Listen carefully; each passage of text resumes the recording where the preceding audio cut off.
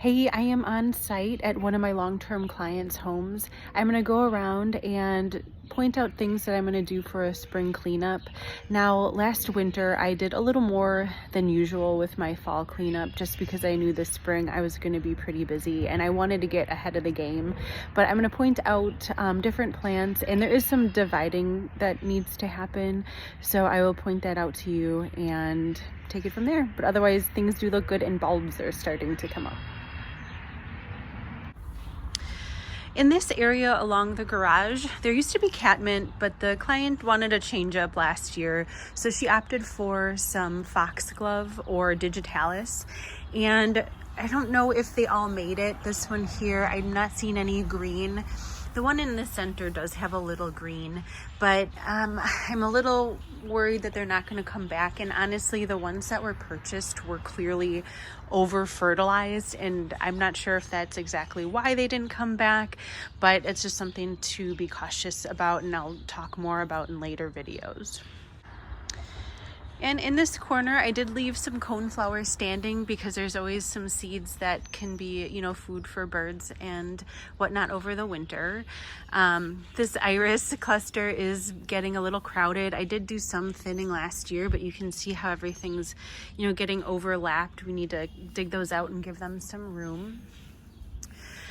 This aconite I planted 1 or 2 years ago, and it is finally getting some size, so that is exciting. And now that this plant is a daisy, I believe, getting a little closer to the edge, I'm going to want to cut it in half.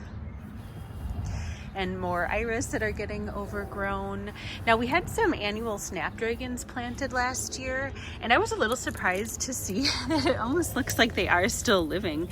Maybe that winter, all the snow we got initially, maybe it protected it a little bit, and then we had unseasonably warm weather. And now this is a coreopsis. I believe Zagreb is the variety, and another one that is pretty large, getting close to the edge and needs to be trimmed down. Yeah, and that's about it, just getting rid of the old. And here's another snapdragon that I was surprised to see still living. And this poppy here has been in the ground for a few years now, and it's finally at that mature stage where it is going to be very big and beautiful this season. Other than that, the only other thing is this lilac shrub. It's a nice specimen, and it is getting to the point where some of these larger limbs may need to be taken down to the ground and thinned out, just because when I prune it back after it flowers, it can be hard to keep, maintain its size. So I might have to do a severe prune this spring. Now along the side here, everything's coming in, and some of the tulips and other spring bulbs are blooming. And here's Virginia, one of my favorite perennials.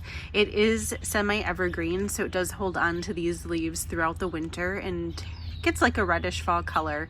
And it looks pretty good, and it is blooming. And I love these red stems along the hot pink flowers.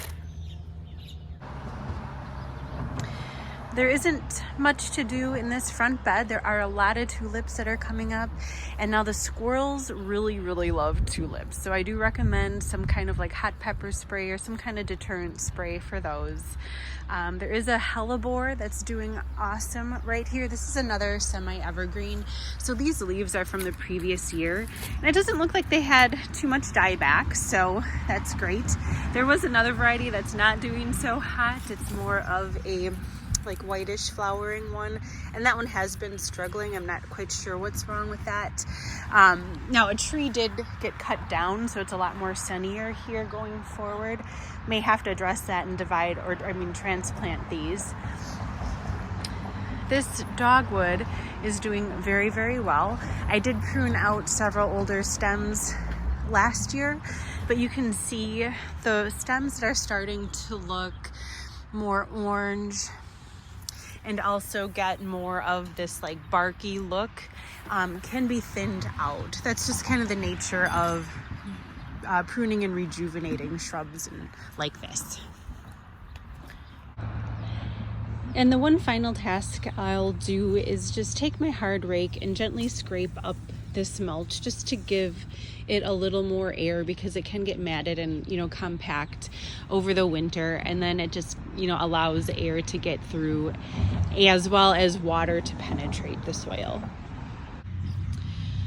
So mulch can get really compacted, especially through the winter. So every year it's good to just scrape it up to break apart these clumps.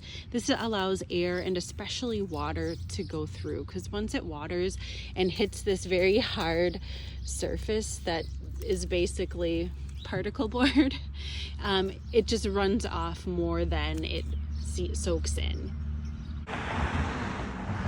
So here's that dogwood after I pruned out about a third. You can see a lot of the larger stems here, especially towards away from the house here is where the bulk of everything was.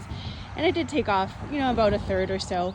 Once these flower buds are done blooming, it's hard to see, but those are flower buds there, I'll take the height down about a third as well. All right, you can see where I scratched up the mulch so it's able to allow water to percolate through. Trimmed the dogwood. All right, and everything is just a little cleaner. Got the grass off of the edge. I'm very curious if this snapdragon here is going to come back, and looking forward to this poppy. Have a good day.